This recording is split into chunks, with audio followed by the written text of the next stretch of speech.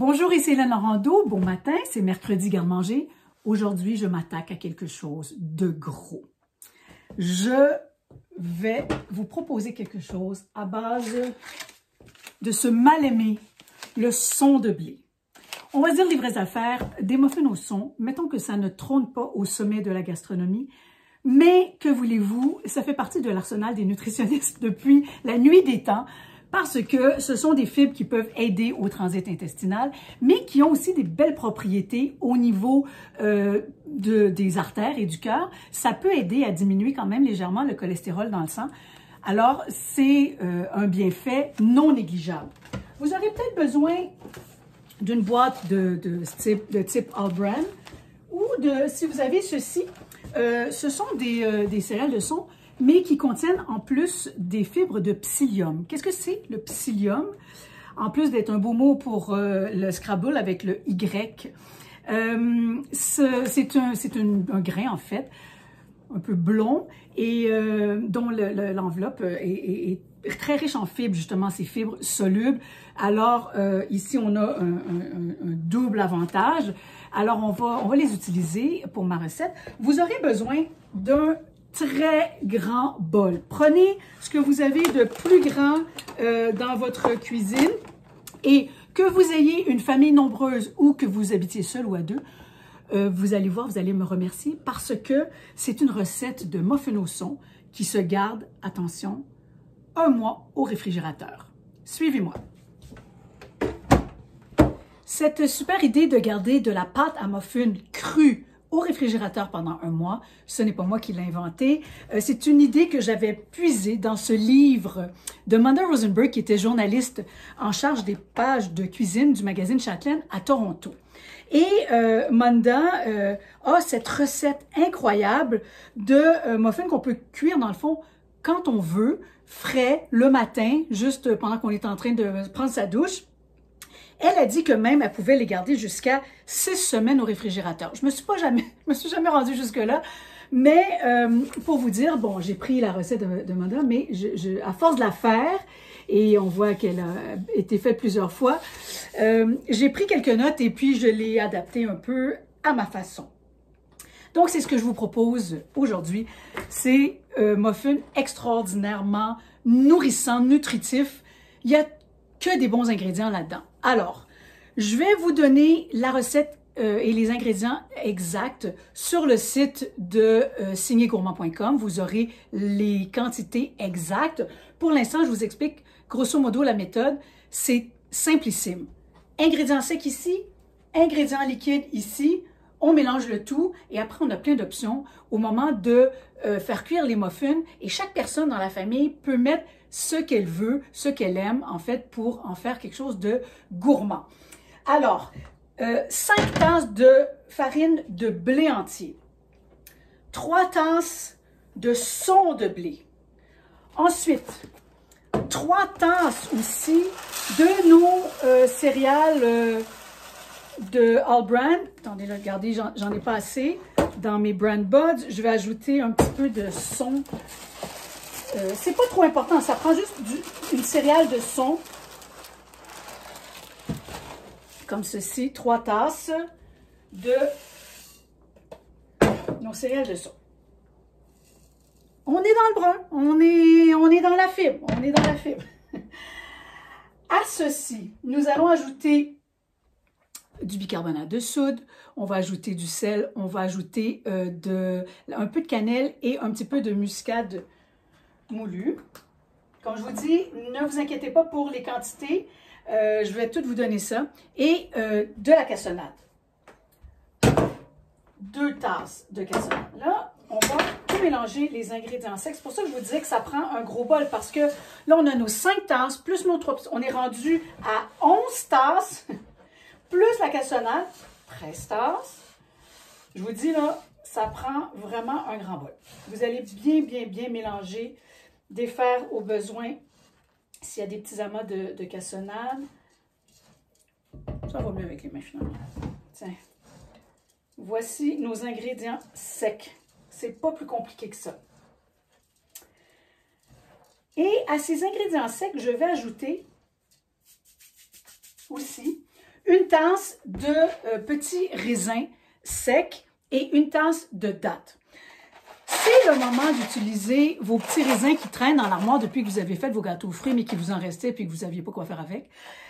Les miens étant particulièrement secs, tu sais, je veux dire, on peut même jouer des maracas. J'ai eu l'idée de les faire tremper dans un petit bain d'eau chaude, juste pour les détendre, et les réhydrater. Et à ce moment-là, j'ai de beaux raisins, beaucoup plus joufflus. Donc, je vais ajouter mes raisins. Comme je vous disais, en fait, c'est 2 tasses de fruits séchés. Moi, j'aime bien raisins et dattes. Je trouve que ce sont des fruits secs qui se marient bien avec le son et les ingrédients liquides que vous allez voir. Ingrédients liquides, qu'est-ce qu'on a? Dans mon bol, qui date d'une certaine époque, 3 œufs, 1/3 de tasse de mélasse. Ça va vraiment donner une belle coloration à nos muffins, puis ça va donner du goût aussi. J'ai de l'huile de canola, une tasse. Et 1,5 tasses d'eau. L'eau va servir aussi à, n'oubliez pas, là, on a de la fibre qu'on a besoin d'hydrater. Si on veut qu'elle soit efficace. Enfin, 1 litre de babeur. Donc, l'autre jour, je m'en vais à l'épicerie pour en acheter, puis je demande au commis, est-ce que vous avez du babeur? Regard de chevreuil sur l'autoroute. Alors, babeur et lait de beurre, c'est synonyme, OK? Babeur ou lait de beurre, j'avais déjà fait une capsule là-dessus. Il n'y a pas de beurre là-dedans, OK? Donc, on va mettre complètement notre litre de babeur avec nos ingrédients liquides.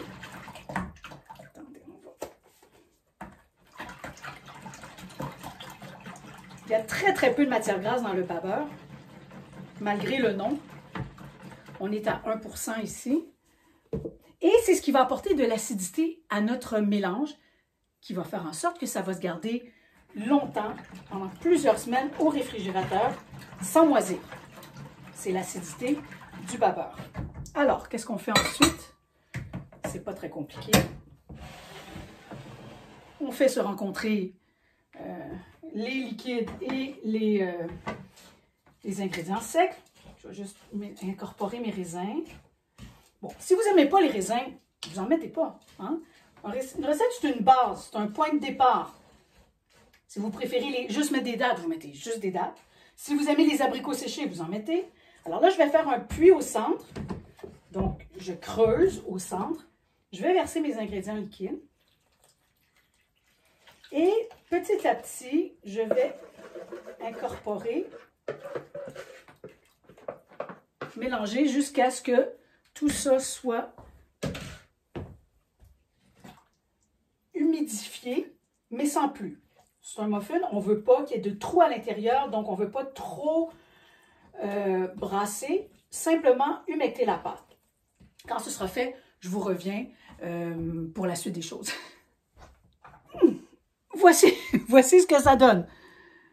Il y en a pour une armée, vous allez me dire. Oui, mais vous allez avoir ça longtemps dans votre réfrigérateur et vous pourrez vous faire vos muffins, comme je le disais, frais du jour, comme dans une petite boulangerie.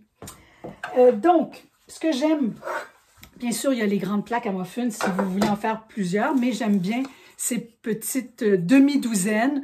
Vous pouvez même, à la rigueur, vous en faire juste cuire 1 ou 2 à la fois et en donner quand même à vos amis parce que ça prend quand même de la place sur une tablette. Et quand vous allez ranger ça au réfrigérateur, c'est bien de le mettre dans un contenant hermétique. Ça, c'est très important de transférer du bol à un contenant hermétique pour bien sceller les muffins. Et vous allez voir, après 1 journée, 2 journées, 3 journées, toutes nos fibres vont se réhydrater dans les liquides et c'est ce qui va donner une pâte et non pas quelque chose de semi-liquide comme ceci. Pas de panique, vous prenez votre cuillère à crème glacée et vous sortez votre contenant du réfrigérateur. Vous allez dire, ça ne marchera pas. C'est presque solide rendu là après plusieurs jours. Mais non, ça reste encore moelleux, ça reste souple. Ça va vous donner un muffin qui est bon, qui n'est pas sec du tout, du tout, du tout. Un des plaisirs aussi de cette recette-là, c'est de pouvoir le personnaliser. Alors, quand mes enfants étaient plus jeunes, la façon que leur mère nutritionniste arrivait à leur faire manger des muffins au son, c'était de leur dire, ben regardez chérie, vous pouvez quand même insérer quelques petites pastilles ou pépites de chocolat. Bon, d'habitude, je le ferai avec une cuillère à crème glacée, mais celle-ci est quand même un peu petite. Alors, j'ai pris un... Je vais remplir mes cavités. Bon, attendez. Et là, ce qui est vraiment chouette, c'est qu'une fois que mes cavités étaient remplies, j'invitais les membres de la famille à venir personnaliser leur muffin au son. Ce qui veut dire qu'il y en a qui disaient, ben, moi je vais m'insérer quelques pépites de chocolat cachées dedans. Maman ne les verra pas, mais maman voyait. Et ma maman était même d'accord. Bon, des petites pépites de chocolat. Si vous aimez les abricots séchés, vous pourriez en mettre couper de la noix de coco. J'aime bien ces espèces de pommes souples, déshydratées, qu'on pourrait couper aussi parce que des pommes avec la mélasse, avec le son, avec les dattes, ça fonctionne très bien. J'ai trouvé de belles dattes, pas chères du tout, que j'en ai dénoyauté quelques-unes. Attendez, elles sont tellement molles. Et j'aime les insérer carrément dans la pâte, ce qui fait qu'il n'y a pas deux bouchées qui goûtent la même chose. J'en refais un autre pour que vous me voyez. Si vous avez des grosses dattes médiol, bien sûr, vous allez les couper en plus de morceaux que ça. Mais moi, tout simplement, je viens insérer mes dattes. Et ce que j'aime ajouter, ce sont des noix. Attendez. Noix de Grenoble avec ça, ça fonctionne très bien.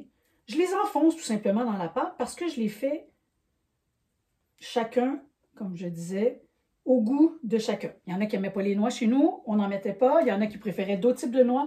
En fait, vous mettez ce que vous voulez. Et vous allez enfourner ça à 400 degrés pendant 18 minutes environ. On ne veut pas assécher par la cuisson. Rappelez-vous que l'ennemi d'un muffin au son, c'est quelque chose de sec, c'est quelque chose qui n'a pas de goût. Et ici, on a vraiment un muffin qui est à la fois gourmand et qui est à la fois plein de bonnes choses. Alors, pendant la cuisson, j'ai réparti ma pâte dans 2 contenants de cette taille-là. Vous en aurez donc un pour vous, puis un que vous pourrez offrir en cadeau. Justement, c'est la fête de ma tante Anne-Marie demain et il y en aura sur son pas de porte. Bon, attendez qu'on vérifie ça. En fait, j'ai pas besoin de vérifier. J'ai tellement fait cette recette-là souvent que je sais que mon 18 minutes dans ce four-ci est bon.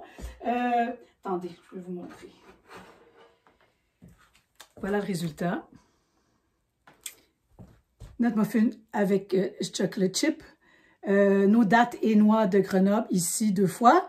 Et qu'est-ce qu'il me reste à vous dire? Ah oui, des fois on me demande, est-ce que ça se congèle? Je vous suggérais plutôt de congeler les muffins une fois cuits, comme ceci, si vous tenez à si vous en avez fait cuire en trop et que vous voulez les placer au congélateur. Sinon, ben, c'est la beauté de cette recette-là. Vous mettez ça au frigo. Le matin, vous préparez des muffins tout frais et ça va sentir super bon dans la maison. C'est très bon pour partir la journée du bon pied. Allez, je vous en souhaite une bonne.